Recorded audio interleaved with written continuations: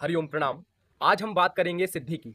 आपने आदि गुरु शंकराचार्य जी का नाम सुना होगा और वह शास्त्रार्थ भी आपकी स्मृति में होगा। जब मंडन मिश्र की जो पत्नी हैं, जिन्हें हम उभय भारती कहते हैं, उनसे वह शास्त्रार्थ कर रहे थे और उन्होंने कुछ ऐसे प्रश्न किए जो केवल गृहस्थी के लिए उत्तर देना संभव था। तो आदि गुरु शंकराचार्य जी अपने शरीर को वहीं सुरक्षित रख करके इस शरीर से अपनी आत्मा को अमरु नाम के राजा में प्रवेश करा लेते हैं।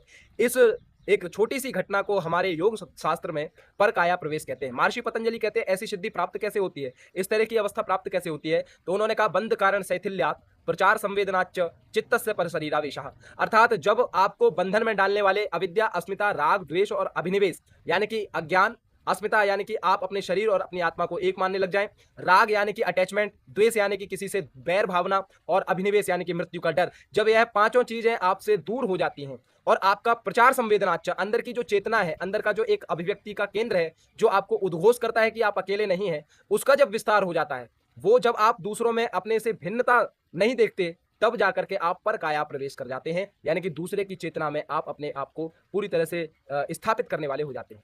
तो ये पूरी एक घटना है, लेकिन ये ऐसे नहीं घटित होती। वह कहते हैं जैसे छोटा बच्चा एकदम से दौड़ना चालू नहीं कर देता, वह सबसे पहले नींद से उठता है, बाईं तरफ करवट लेता है, बैठता है, वो खड़े होकर के धीरे धीरे से चलना चालू करता है, फिर दौड़ लगाता है। वैसे ही जब हम यम नियम से अपने शरीर को शुद्ध करेंगे, आसन से अपने शरीर की स्थिरता को बढ़ाएंगे और फिर उसके बाद में जब आपका प्राणायाम से प्राणों के ऊपर विजय प्राप्त करेंगे, ध्यान और धारणा से पहले प्रत्याहार से अपनी इंद्रियों को संकुचित करेंगे, ध्यान और धारणा से अपने चित्त की एकाग्रता को बढ़ाएंगे और समाधि में जाकर के अपनी आत्मा में लीन हो जाएंगे, तो यह पूरी प्रक्रिया के बीच में घटित होगा वह पुष्प का एक सुंदर सा अभिव्यक्ति, जिसको हम यह परकाया प्रवेश की सिद्धि कहते हैं। इसका प्रयोग करके हम देख सकते हैं कि हम धीरे धीरे करके अपने शरीर से और अपने विचारों से पवित्र होते जा रहे हैं। तो हमारे लिए दूसरों की चीज़ों को समझना आसान हो गया है। इसको साइकोलॉजी भी, वैज्ञानिक लोग भी आज मानते हैं कि हम दूसरों के व्यवहार को जान करके, व्यवहार को समझ करके उनकी क्रियाओं को जान सकते हैं। इसका प्रयोग करके भी आप देख सकते हैं।